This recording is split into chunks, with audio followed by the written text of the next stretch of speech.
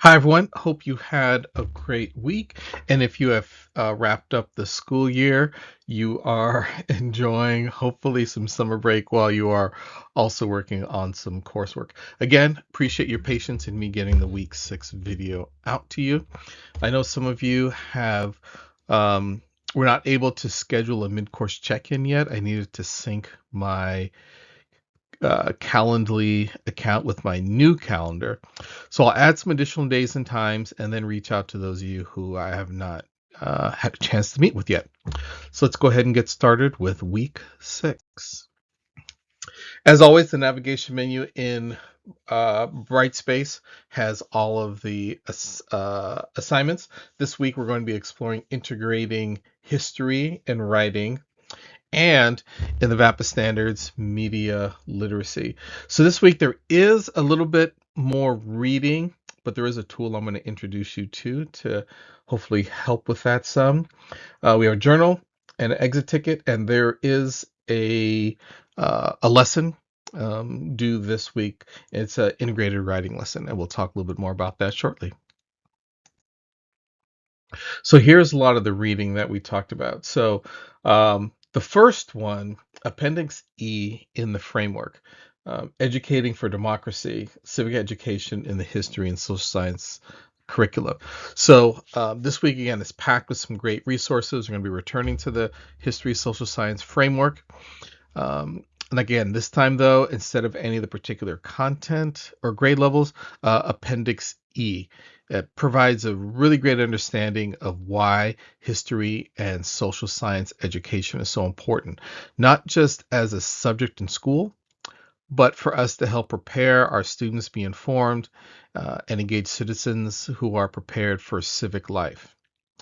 The next piece is on critical thinking, effective communication, and active citizenship. So, this article argues that civic learning in schools often misses an essential element, and that is engaging students in current and controversial issues, um, in particular, those that really help shape our communities.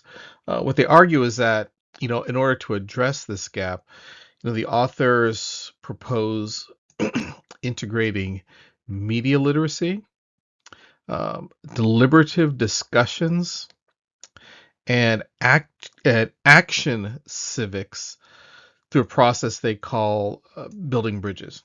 And so what they say is this approach helps students develop critical thinking, communication skills, and active citizenships. And these are all going to be aligned with the C3 framework that we've discussed.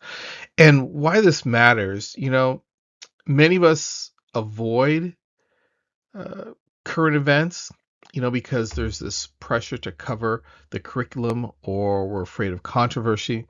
As a result, students may lose opportunities to learn how to analyze information, um, engage in dialogue, participate in the democratic process. And the authors, National Council of Social Studies, um, emphasize that discussing real issues helps students build democratic habits, understand multiple perspectives, and really see themselves as capable civic actors, not just, those who are having things done to them. Um, One of the other learning resources, equally as engaging, it's the last one. Let me see. I believe it's the last one. Provides. Okay, so yeah, I believe this is the last one on the resources. Um, Provides 11 tips to help students better discern what they are consuming in the media. So it's the last one there that's listed in my images covering it. ITSC resources to boost media literacy. I believe we're going to jump into that one. Yeah, I do have a slide for that one. So here is so Appendix E. I'm going to talk a little bit more about Appendix E. Last week we did talk about use of AI, And so what I used is Notebook LM. Um, it's a generative AI tool. I uploaded Appendix E up to into Notebook LM and asked it to create an audio summary. And so I'll post the audio summary, also a link to that. It's about 14 minutes. And if you haven't used Notebook LM before, you upload a document and it creates an audio summary between two people engaged in a dialogue, like it's a podcast. Interesting. So if you have a commute, or you can be listening to it while you're on a walk, um, exercising. So an excellent tool to use when we do have a lot of reading to consume. So reading, going back listen to the podcast is a great tool or strategy to use. Okay, since we have a lot of reading this week, like I mentioned, I want to introduce you to Notebook LM if you haven't tried it yet. It's an AI powered research and note taking tool. Um, Uses language model like a generative AI to help you with your documents. So, like I said, the LM stands for language model, meaning that the AI tool is tuned not just to general knowledge, but the specific content that you upload. So, in this case, I uploaded Appendix E from the framework and asked it to create an audio overview. So the result is a 14-minute podcast style discussion between two people.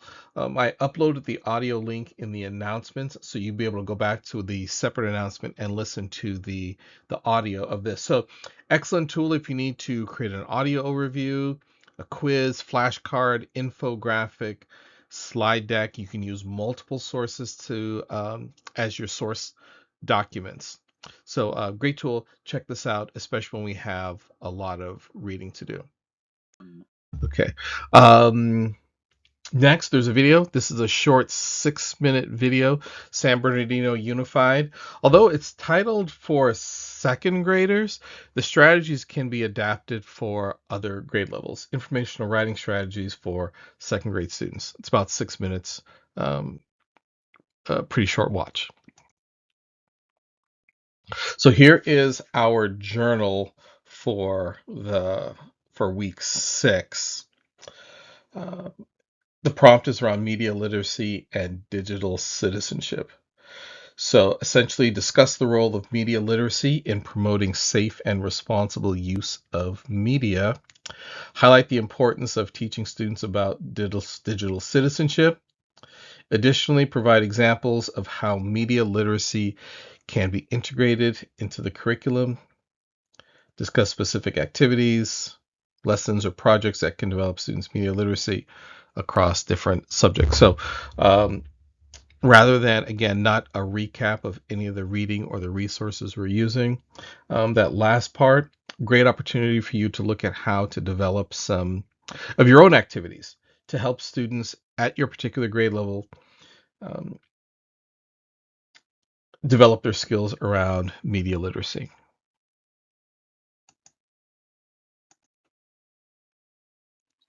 So the week 6 lesson, you're going to use the same template as previous lessons. So again, all the instruction are in Brightspace. In this lesson, you are integrating writing instructions with content knowledge. So they're going to be writing about a particular area of content. Writing standards 1, 2, or 3. Opinion, informative, narrative. So again, you can take a primary source document. So for example, let's say you're teaching 8th grade US history, primary source, the image we've all seen around the Boston Massacre, and the assignment could be students are writing a opinion piece that's going to appear in the Boston Gazette talking about the Boston Massacre, Boston Tea Party, or something. Or you are a traveler, you're teaching 4th grade, and you are a westward settler. You're going to write a letter back to your family in the East about this could be informative, but what to prepare for on their journey west. So it's a writing assignment uh, around a history, social science content area. So the activity that students are going to be engaged in, it's a writing assignment. It could be an opinion. It could be informative. It could be a narrative. So narrative could be, again, your westward expansion, and you're going to write a diary entry.